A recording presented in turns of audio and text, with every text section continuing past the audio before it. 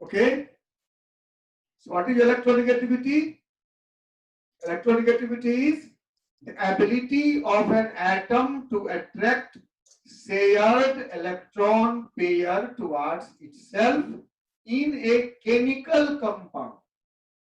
Chemical compound में, molecule में दो एटम जो बॉन्डेड है उसमें किसी एटम में शेयर्ड इलेक्ट्रॉन को अपनी ओर अट्रैक्ट करने का जो एबिलिटी है वो इलेक्ट्रोनेगेटिविटी, ठीक है। और इलेक्ट्रॉन गैरिंग थेरेपी क्या है? Electron gaining therapy is ability of independent atom to gain electron.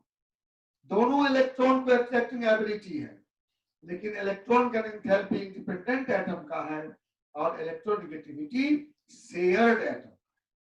मतलब ऐसा कि कोई आदमी को बहुत धन चाहिए तो वो मेहनत करके धन बहुत कमाना चाहता है, ये electron gaining therapy.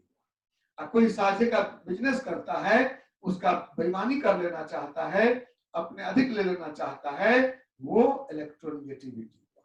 Electronegativity is dishonesty, ठीक है। मम्मी कुछ दे रही है आपको तो आप अपने भाई से बहन से अधिक मांग लेते हैं मम्मी से, वो इलेक्ट्रॉन गैरिंग थेरेपी हुआ। ज्यादा मांग लीजिए और मम्मी दे दी, दोनों भाई बहन बांट लेना, उसमें आप ज्यादा ले लिए, ये इलेक्ट्रोनेगेटिविटी बेईमानी हुआ। कहेगा ना भाई बहन बेईमानी कर लिया, अधिक ले लिया हमसे, बेईमानी क्या कहलाएगा? इलेक्ट्रोनेगेटिविटी, डिसऑनेस्टी है। इलेक्ट्रॉन गैरिंग थेरेपी का मेजरमेंट कैसे होता है? In terms of energy. Electron लेने पर वो कितना एनर्जी रिलीज किया, और इलेक्ट्रोनेगेटिविटी का चार्ज कितना एक्वायर किया। चार्ज ज्यादा एक्वायर किया मतलब वो इलेक्ट्रोनेगेटिव है, कम किया मतलब लेस इलेक्ट्रोनेगेटिव है। आपके सामने में कहा ये दो फिगर आपको दिख रहा है, दोनों लेफ्ट में है दो Cl एटम, दोनों Cl है। कॉमन सेंस की बात है कि दोनों की एबिलिटी इक्वल होगी तो इलेक्ट्रॉन ठीक बीच में रहेगा, इधर भी नहीं खिसकेगा। और ये देखिए जब बॉन्डिंग H और Cl के बीच है तो दिख रहा है electron pair is shifted more towards chlorine than towards hydrogen, so it means chlorine is more electronegative. Okay, now electronegativity का वैल्यू हम मेजर नहीं कर सकते। सोचो ना, ये तो इंडिपेंडेंट एटम में होगा ही नहीं, जब दो एटम को हम कंबाइन करेंगे तब होगा, तो तब इलेक्ट्रॉन किधर जाएगा? That depends on relative electronegativity. इसलिए हम इलेक्ट्रोनेगेटिविटी का एब्सोल्यूट वैल्यू मेजर नहीं कर सकते। कैसे मेजर करते हैं? तो हम रिलेटिव मेजर करते हैं, कौन ज्यादा कौन कम। इसके लिए बहुत सारे स्केल दिए गए हैं, दो तीन स्केल की चर्चा मैंने की है आपकी क्लास में, वैसे बहुत सारे स्केल है, ठीक है। Relative numerical value of electronegativity of elements is expressed in different scales, ठीक है। तो सबसे जो इंपॉर्टेंट स्केल है, जो वाइडली एक्सेप्टेड स्केल है, वो है पॉलिंग का स्केल।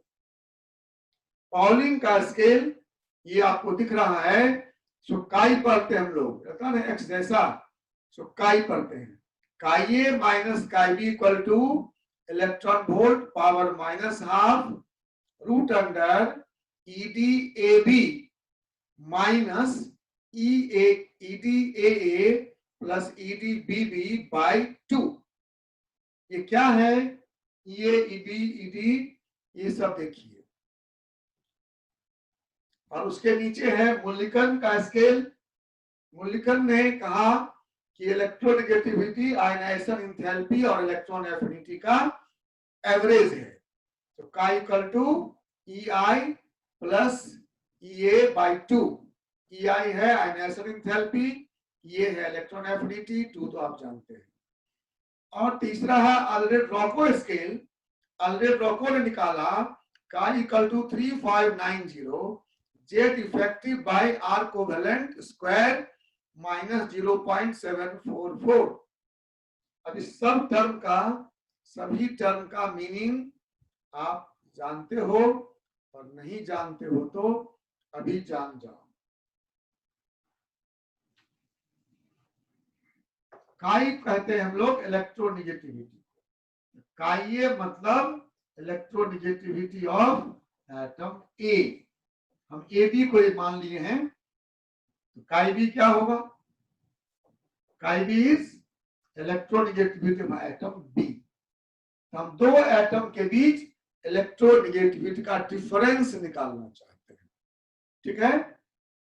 काई माइनस काई बी हो गया।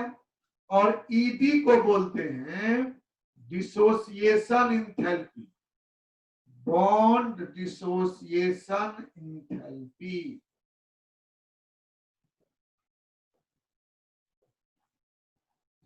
Bond dissociation enthalpy. अब उसमें आप देख रहे हो EAA है, मतलब bond dissociation enthalpy of AA bond. EDBB मतलब bond dissociation enthalpy of BB bond, और EDAB means bond dissociation enthalpy of AB bond, ठीक है? मतलब AA के बीच बॉन्ड था पहले, BB के बीच बॉन्ड था पहले, और टूटा तो AB के बीच बॉन्ड बना। तो इस बॉन्ड को तोड़ने में जो एनर्जी खर्च हुआ, amount of energy required to break this bond is called dissociation enthalpy of AA. इस बॉन्ड को ब्रेक करने में जो एनर्जी खर्च हुआ वो bond dissociation enthalpy of BB, और AB बॉन्ड को ब्रेक करने में जो खर्च हुआ वो bond dissociation enthalpy of AB, ठीक है? तो काई ए और काई बी है इलेक्ट्रोनिगेटिविटी। तो हम किसी एक एटम का जानते नहीं है, हम तो दो का निकालेंगे रिलेटिव। तो chi A minus chi B equal to electron volt power minus half root under EAB EDAB minus EDAA EDBB by 2, ठीक है? Sir, what is EV? What is EB? EB कहाँ है? ED है, ED dissociation enthalpy. ED dissociation enthalpy.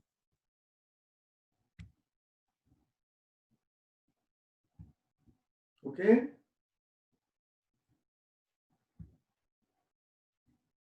Dissociation enthalpy, ये this one.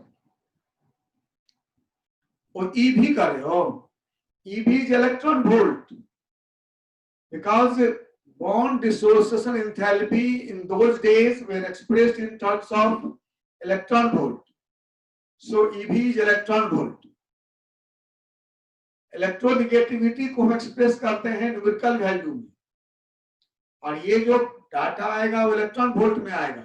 तो उस data को numerical value में कन्वर्ट करने के लिए ईवी पावर माइनस हाफ से मल्टीप्लाई किया गया है to cancel the unit. Electron volt is a unitless quantity, keep in mind. बहुत सुंदर क्वेश्चन पूछा, बात ध्यान रखिए। क्या इलेक्ट्रोनिगेटिविटी हैज नो यूनिट, तो ये जो वैल्यू हम डालेंगे एनर्जी का इलेक्ट्रॉन वोल्ट में, इसलिए उसको कैंसिल करते हैं।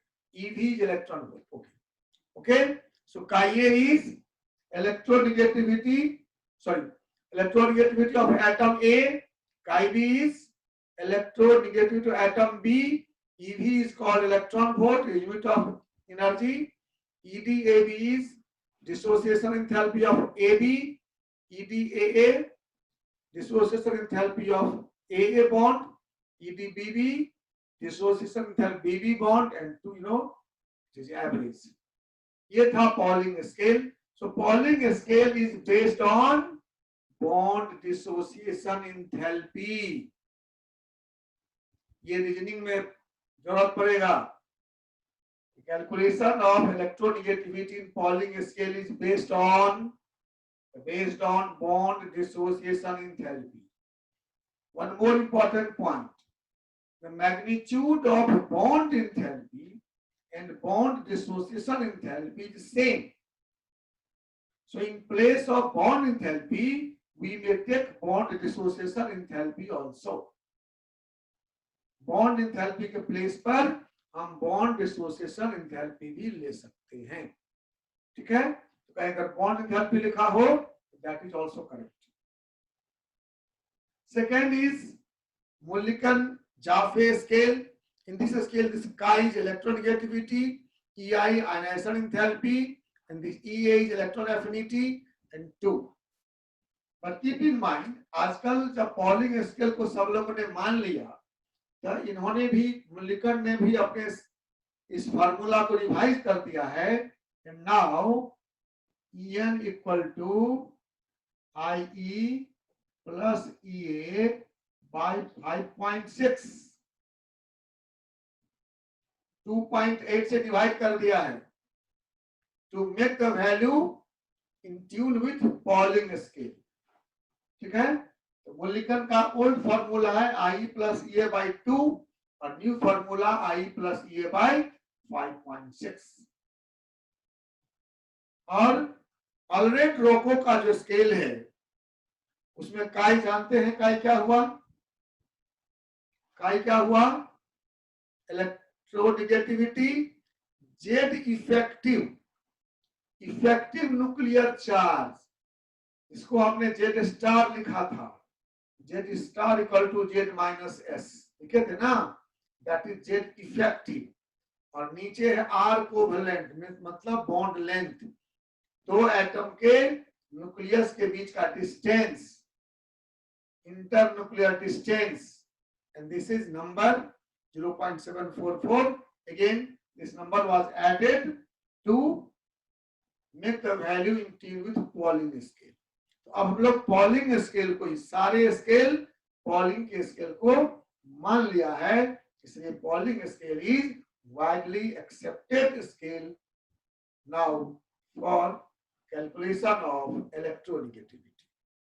पॉलिंग ने क्या किया, तो पॉलिंग ने अपने मन से फ्लोरीन के इलेक्ट्रोनेगेटिविटी को मान लिया 4 आर्बिट्रेरी। आपको पता है, नहीं तो अभी पता कर लो, fluorine is most electronegative element in this universe, most electronegative element, सबसे इलेक्ट्रॉन ले सकता है, किसी को दे नहीं सकता है। कोई माई का लाल पैदा नहीं हुआ फ्लोरीन से इलेक्ट्रॉन लेने वाला, लेकिन फ्लोरीन सबसे इलेक्ट्रॉन ले सकता है। तो फ्लोरीन को उसने वैल्यू दे दिया 4 आर्बिट्रेरीली, मतलब अपने मन से, नो थ्योरेटिकल एक्सप्लेनेशन, और उसी के बेसिस पर सबका वैल्यू दिया गया, स्टैंडर्ड हुआ। ऐसा होता है, बहुत सी नोटेशन में ऐसा होता है। आप दरभंगा जाएंगे, दरभंगा में वो जो नया बस स्टैंड है वहां जाएंगे तो वहां लिखा हुआ 0 किलोमीटर। क्या क्यों है 0 kilometre, what does it mean, कि दरभंगा से किसी का डिस्टेंस मापने के लिए वहां 0 फिक्स कर दिए और उसे कंपेयर कर लेते हैं। वैसे ही फ्लोरीन का वो स्टैंडर्ड मानकर 4.0 आर्बिट्रेरीली दिया गया है, इसका कोई थ्योरेटिकल सिग्निफिकेंस नहीं है। Okay, so Linus Pauling arbitrarily assigned electronegativity value of 4.0 to fluorine. Fluorine is the element which have greatest ability to attract electron, greatest ability, याद रखिए, highest ability to attract electron. No one can attract more electron than fluorine, ठीक है। And the value of other elements have been assigned relative to fluorine. अगर आप कहते हो कि oxygen का इलेक्ट्रोनेगेटिविटी 3.5 है या क्लोरीन का 3.0 है, तो किसके तुलना में कर रहे हो, क्लोरीन के, क्लोरीन जिसका 3 है इसका मतलब वो क्लोरीन से 75% लेस इलेक्ट्रोनेगेटिव है, जिसका 2 है इसका मतलब वो फ्लोरीन से 50% लेस इलेक्ट्रोनेगेटिव है। तो ये केवल हम कंपैरिजन जानते हैं, एब्सोल्यूट वैल्यू नहीं जानते। Any problem? तो इलेक्ट्रोनेगेटिविटी के क्रम में हमने आपको 3-4 बातें बताई। पहला क्या बताया? इलेक्ट्रोनेगेटिविटी कंबाइंड एटम का शेयर्ड इलेक्ट्रॉन को अपनी ओर अट्रैक्ट करने की टेंडेंसी है। दूसरा, absolute value of electronegativity can not be measured. तीसरा, electronegativity is numerical value, it has no unit. चौथा, electronegativity of fluorine has arbitrarily been fixed to 4.0 and all other value we are knowing is with relation to comparison to fluorine. Okay, ध्यान रहेगा। Now periodicity, periodic table में जब हम left to right जाएंगे तो क्या होगा? थोड़ा सा कॉमन सेंस अप्लाई करो। इलेक्ट्रोनेगेटिविटी भी इलेक्ट्रॉन अट्रैक्टिंग टेंडेंसी है ना। इसका मतलब क्या होगा कि जिसका इफेक्टिव न्यूक्लियर चार्ज ज्यादा होगा उसमें इलेक्ट्रॉन को अट्रैक्ट करने का एबिलिटी ज्यादा होगा। ठीक है, तो एटॉमिक साइज इंक्रीज करने से इलेक्ट्रॉन अट्रैक्टिंग टेंडेंसी कम होगा। So electronegativity is inversely proportional to size of atom. Electronegativity is inversely proportional to size of atom. Keep in mind, atomic size decreases, electronegativity increases. Atomic size decreases, electronegativity increases. तो अब क्या उम्मीद करते हो? Periodic table में left to right में क्या होगा? एटॉमिक साइज बढ़ेगा, एटॉमिक साइज घटेगा सर। इलेक्ट्रोनेगेटिविटी बढ़ेगा। Size decreases, therefore electronegativity increases. And you see what is written here. From left to right across a period of PT, atomic radii decreases, the attraction between the outer electron and the nucleus increases, therefore electronegativity increases. And see the table value. Lithium 1.0, beryllium 1.5, boron 2.0, carbon 2.5, nitrogen 3, oxygen 3.5, fluorine 4.0. क्या हुआ है? Increasing है। Second देखिए, third period में भी sodium का 0.9 था, 1.2, 1.5, 1.8, 2.1, 2.5, 3.0. What is happening? From left to right, atomic size decreases, electronegativity decreases. Okay? Any problem? तो जो राइट में है उसका इलेक्ट्रोनेगेटिविटी हाईएस्ट है, एक्सेप्ट, कोई बोलो, accept noble gases. Left to right increases, but only up to group 17. Group 18 में क्यों नहीं है बताइए? नोबल गैस नॉन रिएक्टिव है। याद, नॉट फॉर मॉलिक्यूल्स। मॉलिक्यूल बनाएगा तब तो देखेंगे। वैसे मैंने बताया आपको, जेनन ने कंपाउंड बनाया है, so जेनन should have some value, but still we say that we don't have an idea. Noble gases को छोड़कर बात करते हैं हम लोग। ठीक है, तो left to right increases. Now come to top to bottom, what you expect? decreases. From top to bottom, in a group of PT, what happens? Electronegativity decreases. Atomic size increases. Nuclear force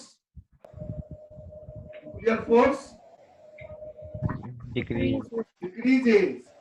So electronegativity decreases. This is group 17. Fluorine 4.0, chlorine 3.0, bromine 2.8, iodine 2.5, statin 2.2. So as we go down, electronegativity decreases. As we go down, electronegativity decreases. बहुत नीचे कभी देखेंगे metal आ जाएगा तो equal भी हो जाएगा, लेकिन जनरली डिक्रीज करता है। तो left to right electronegativity increases and top to bottom decreases. और एक बहुत हैप्पी न्यूज है आप लोगों के लिए आज। गेस करिए केमिस्ट्री क्लास में हैप्पी न्यूज क्या हो सकता है? केमिस्ट्री क्लास में हैप्पी न्यूज क्या हो सकता है? कल भी ट्यूशन है sir. Electronegativity trend has no exception. Chemistry बदनाम है एक्सेप्शन के लिए। आपने देखा ही होगा, रेडियस पढ़े हम लोग, atomic radius, ionic radius, ionization enthalpy, electron gain enthalpy, सब में बहुत सारे एक्सेप्शंस थे। Yes, sir. Chemistry is all about of exception. Yeah, but periodic trends of electronegativity has no exception at all. कोई एक्सेप्शन नहीं है ना। Happy news, left to right increases, top to bottom decreases. कभी कभी ऐसा होगा बहुत नीचे जाने पर कि इक्वल हो जाएगा, लेकिन एबनॉर्मल कभी ट्रेंड नहीं मिलेगा। कोई दिक्कत? चलिए, now electronegative means what? More tendency to attract electron and form anions.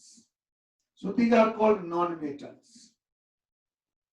Electronegativity increases means non-metallic character increases. Electronegativity increases means electron gaining tendency increases, means non-metallic character increases. So from left to right in a period, non-metallic character increases, and from top to bottom in a group, guess करो क्या होगा? Left to right Decreases. increases, so non-metallic character increases. Top to bottom in a group, electronegativity means metallic character increases.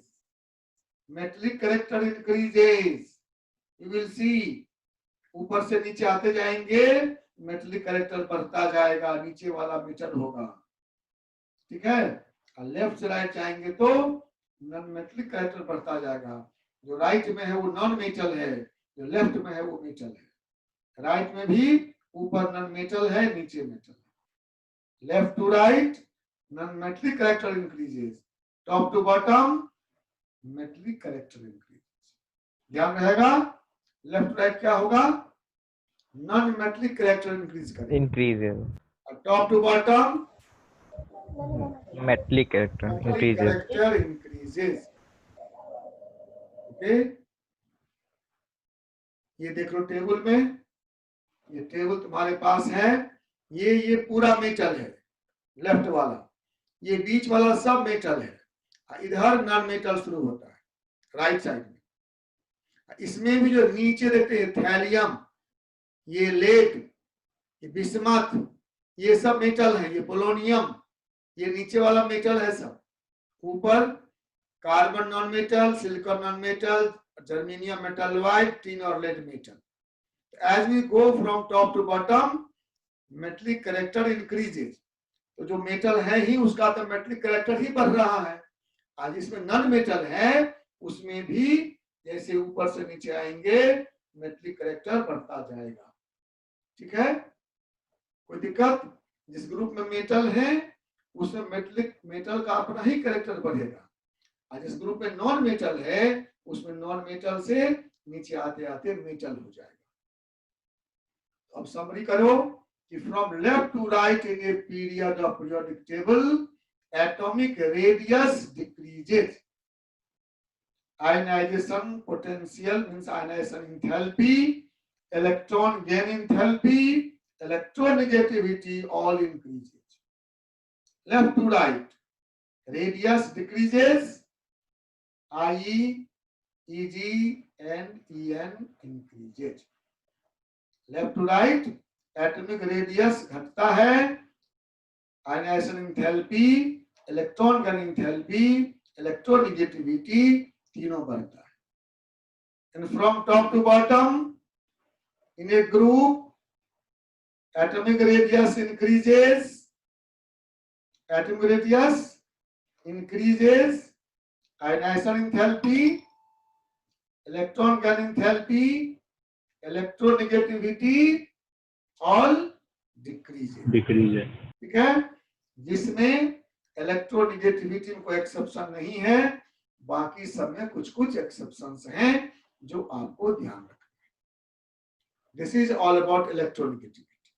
But one more very important point is that चूंकि ionization enthalpy या electron gain enthalpy independent atom का property था, तो उसका value fix था उस element के लिए.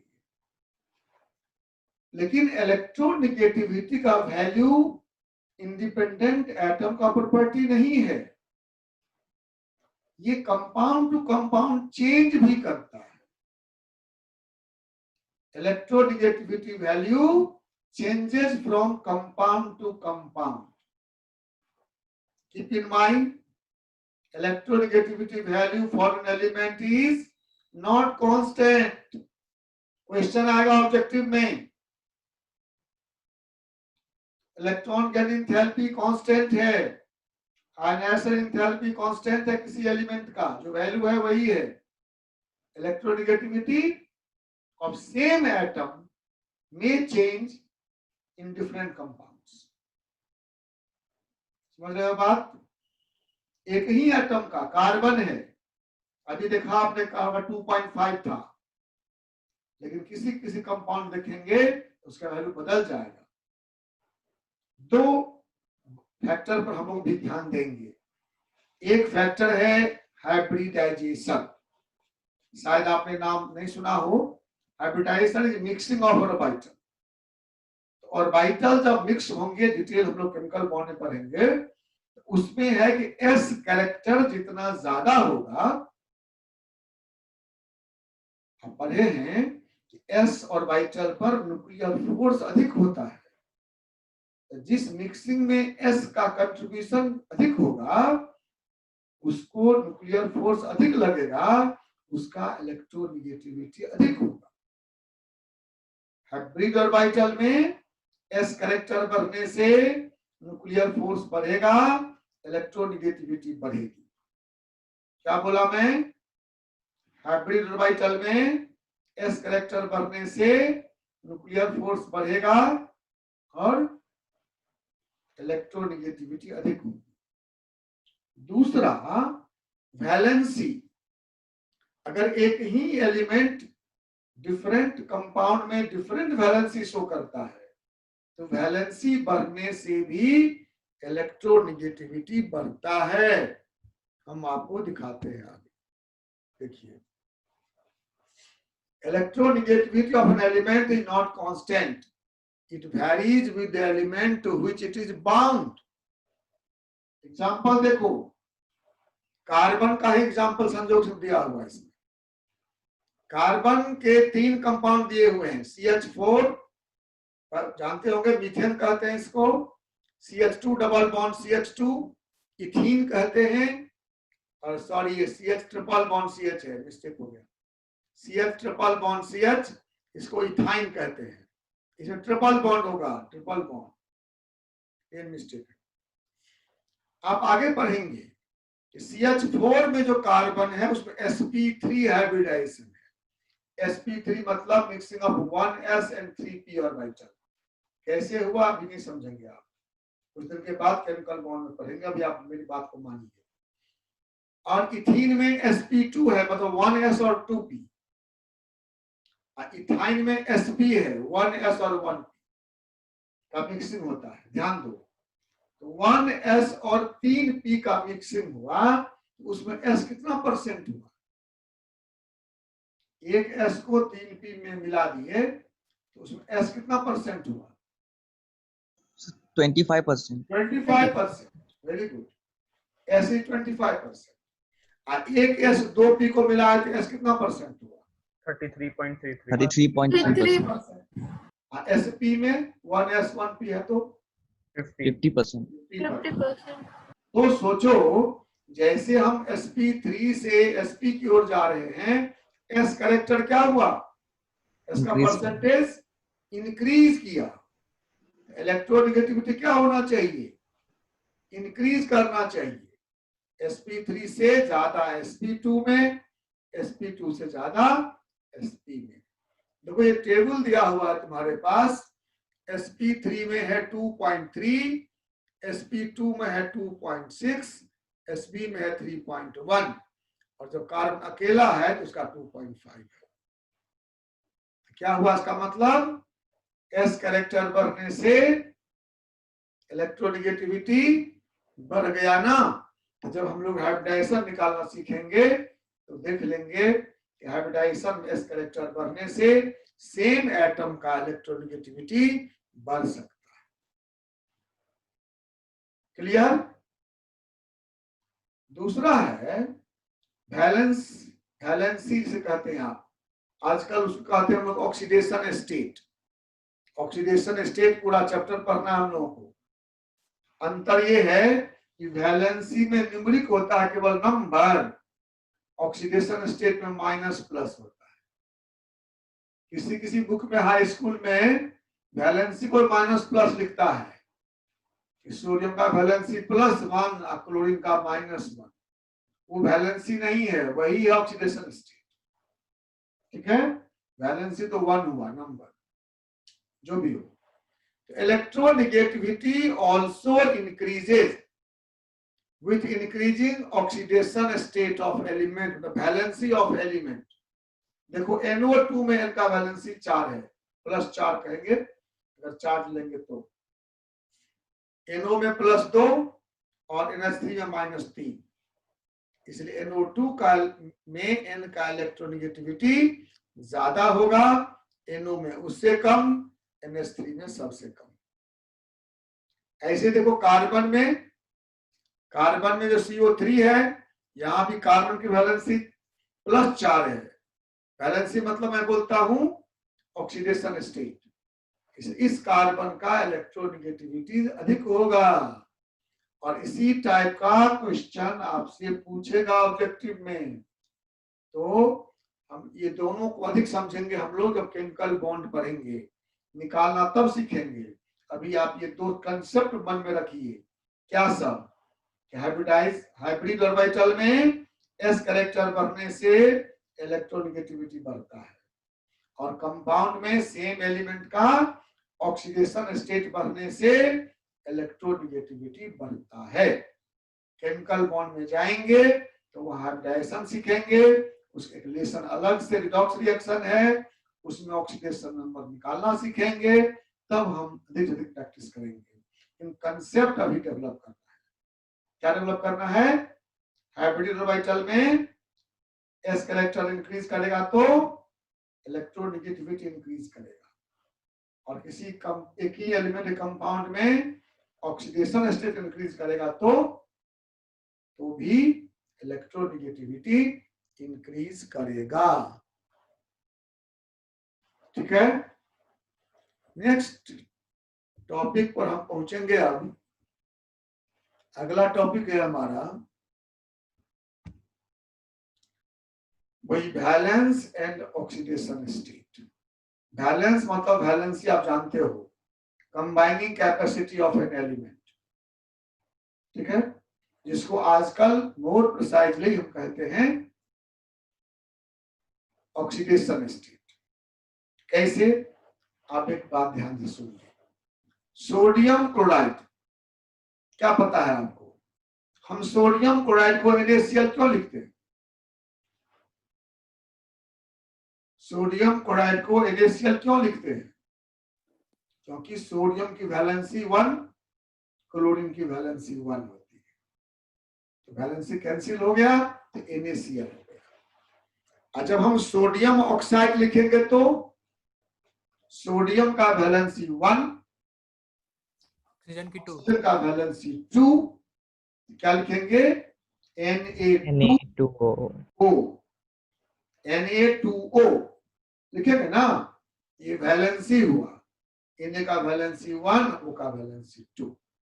अब देखिए जब आप जान गए हो कि क्लोरीन हाईली इलेक्ट्रोनेगेटिव एलिमेंट है, नॉन मेटल है, और सोडियम मेटल है, तो NaCl में जब बॉन्ड बनेगा तो Cl इलेक्ट्रॉन लेगा, Na देगा, Na प्लस होगा, Cl माइनस होगा, Na का ऑक्सीडेशन स्टेट +1, Cl का माइनस।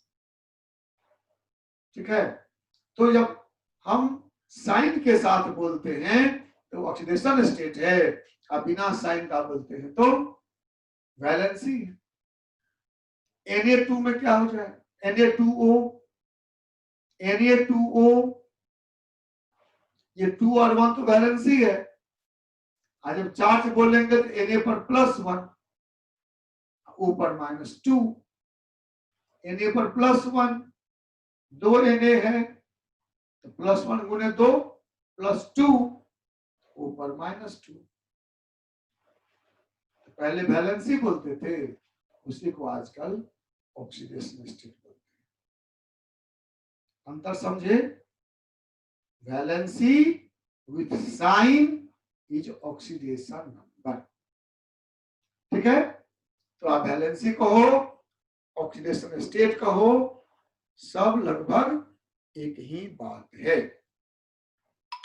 तो वैलेंसी को याद करना पड़ेगा, और ऑक्सीडेशन स्टेट कहने के लिए इलेक्ट्रोनेगेटिविटी पता होना चाहिए।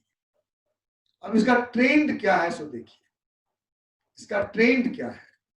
इसका ट्रेंड है कि left to right first increases then decreases. देखो गौर से, ग्रुप 1 का 1, 2 का 2, 3 का 13 ग्रुप है ये, 3 4 और फिर 3 2 1 0। फर्स्ट इंक्रीजेस देन डिक्रीजेस, और ग्रुप में कांस्टेंट रहेगा, बेरिंग सम एक्सेप्शन। कुछ एक्सेप्शन आएंगे, हम बात करेंगे आपसे।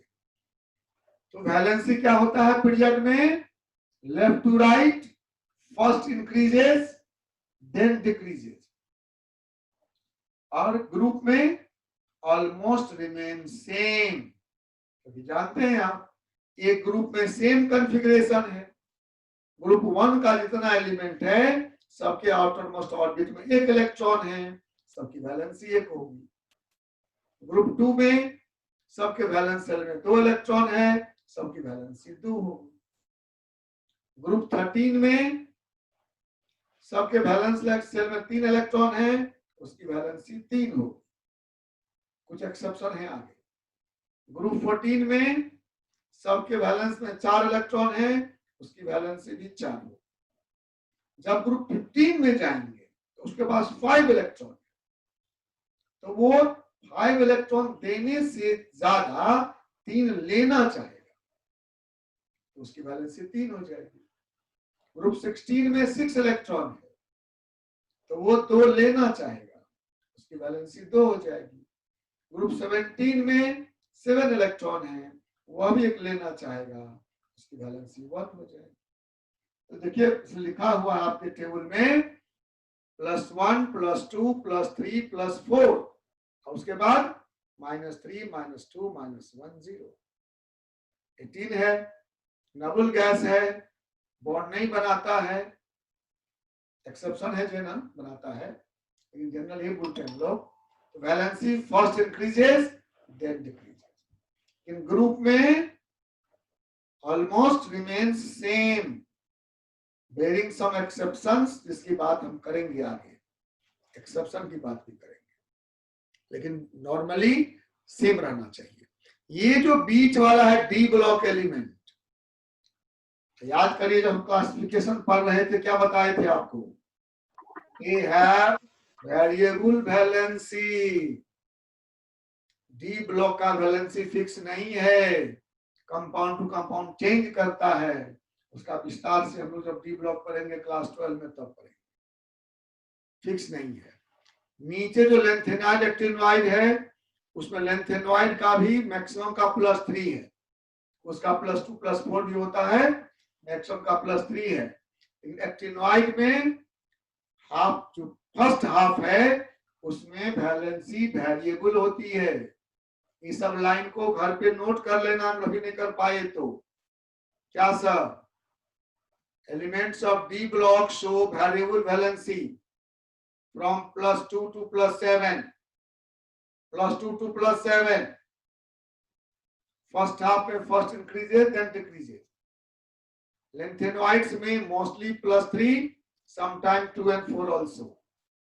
Actinoid में first half में variable valency, second half में constant है +3. ठीक है? इस पर जब जब ग्रुप में पढ़ेंगे हम लोग तो फिर अलग से एक्सप्लेन करेंगे. अभी एक दिमाग में सेट कीजिए. ग्रुप 1 में सबका वैलेंसी 1 फिक्स है. ग्रुप 2 में सबका 2 है सो फिक्स है. बाकी सब में बदलता रहता है. ठीक है? इतनी जानकारी हमें आपको देनी थी आज. कुछ मन में क्वेश्चन है तो बताइए. किसी के मन में है? आई होप कि पीरियोडिक टेबल अब एक क्लास में खत्म हो जाने वाला है. ठीक है? इसलिए आप लोग बढ़िया से पढ़े हैं तो अच्छी बात है.